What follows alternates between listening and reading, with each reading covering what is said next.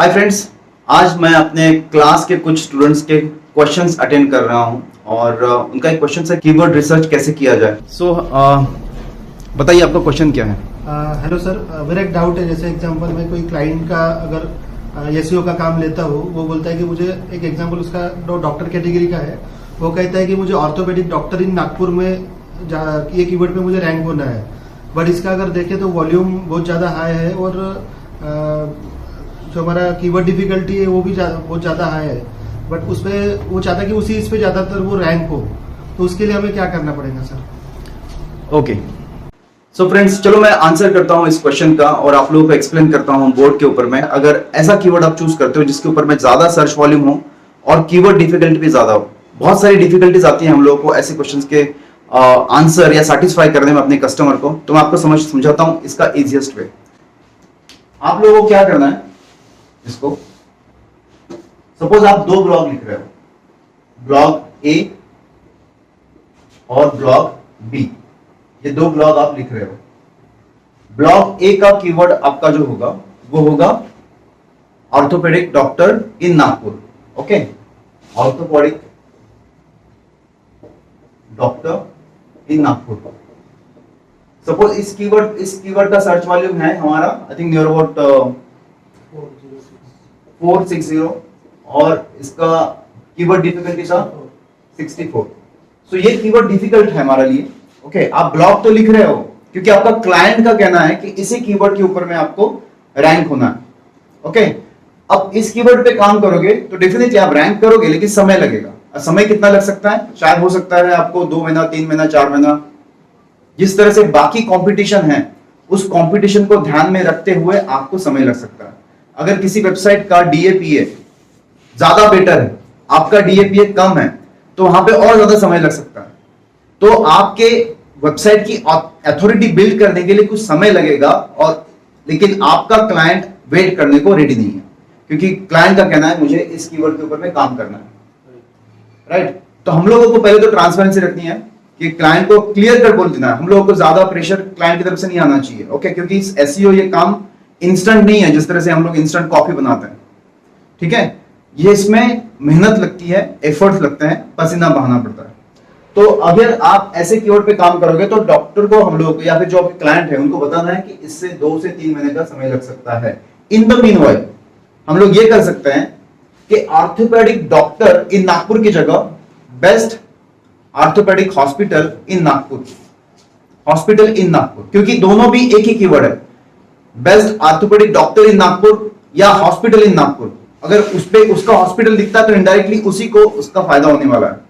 Top 3 में या top 5 में अगर उसके रिजल्ट में आना शुरू हो जाएगा कि best orthopaedic hospital in Nagpur, इस कीवर्ड पे भी रैंकिंग आ जाएगी, ट्रैफिक आएगी, तो बेनिफिट उसके हॉस्पिटल को ही होने वाला है।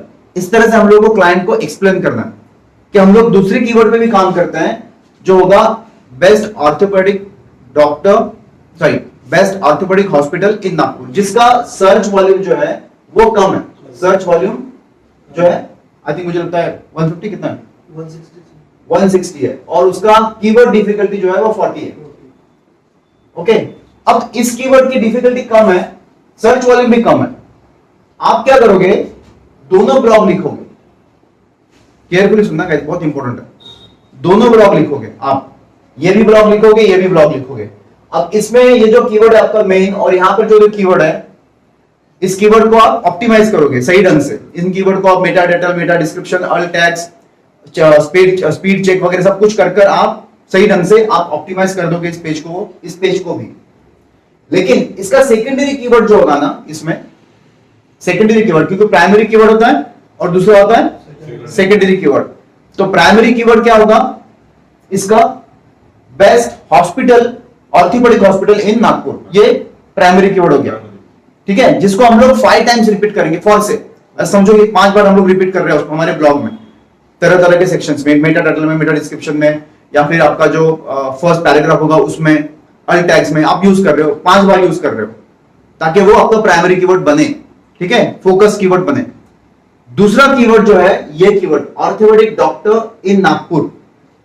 ओके, ये आप जो है 5+3 या 2 ऐसा करोगे, 5 बार आपका प्राइमरी कीवर्ड आ गया और 3 टाइम या 2 टाइम सेकेंडरी कीवर्ड आ गया इस ब्लॉक में।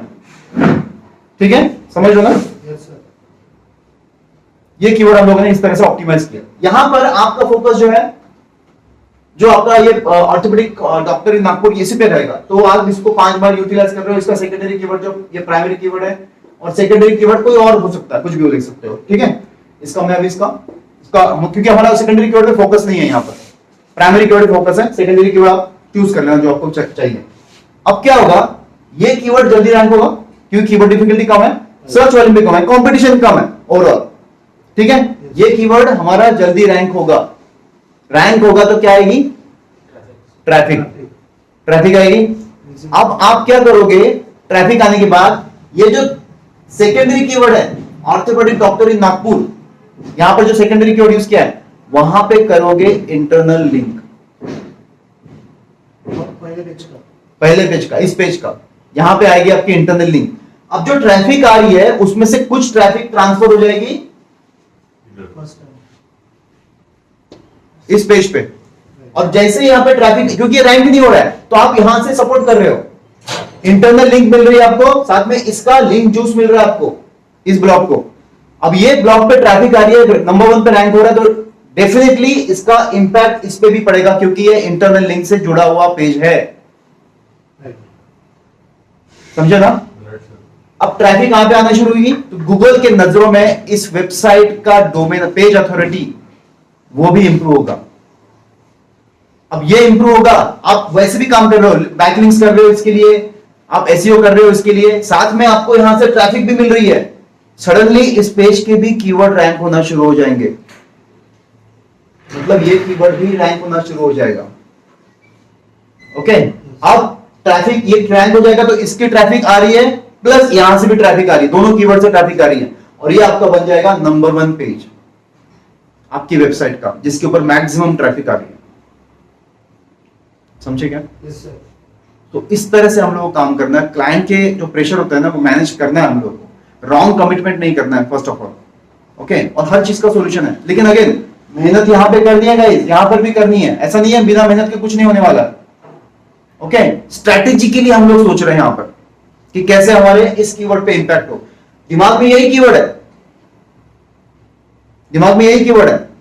इस कीवर्ड को या इस पेज को अथॉरिटी बढ़ाने के लिए हम लोगों ने ये एक ब्लॉग लिख दिया। इसके तरह से आप और एक ब्लॉग लिख सकते हो जिसका कीवर्ड डिफिकल्टी कम या सर्च वॉल्यूम कम हो, वहां पर भी सेकेंडरी कीवर्ड यहां पे ये वाला यूज कर सकते हो, और फिर से यहां पे ट्रैफिक जारी है। अब ट्रैफिक ही ट्रैफिक, और जो ट्रैफिक ही ट्रैफिक है, तो डेफिनेटली कीवर्ड रैंक करने ही पड़ेगा गूगल को। गूगल के पास में ऑप्शन नहीं है। गूगल हमेशा यूजर की सुनता है। यूजर आ रहे हैं इस पेज के ऊपर में, तो गूगल को करना ही पड़ेगा आपके कीवर्ड को रैंक, चाहे कितना भी कंपटीशन क्यों ना हो। और यही है टेक्निकल, समझे क्या। सो फ्रेंड्स, आई होप आपको भी मैंने एक्सप्लेन कर दिया स्टूडेंट के साथ में। अगर कोई भी क्वेश्चन तो चाहिए कमेंट बॉक्स में आप पूछ सकते हैं मुझे, और चैनल को सब्सक्राइब कर दीजिए, लाइक कीजिए, शेयर कीजिए, ताकि बाकी लोगों को भी हमारे इस चैनल के बारे में पता चले और सब लोग इसका एडवांटेज ले पाए। Till then, thank you so much, see you soon, bye.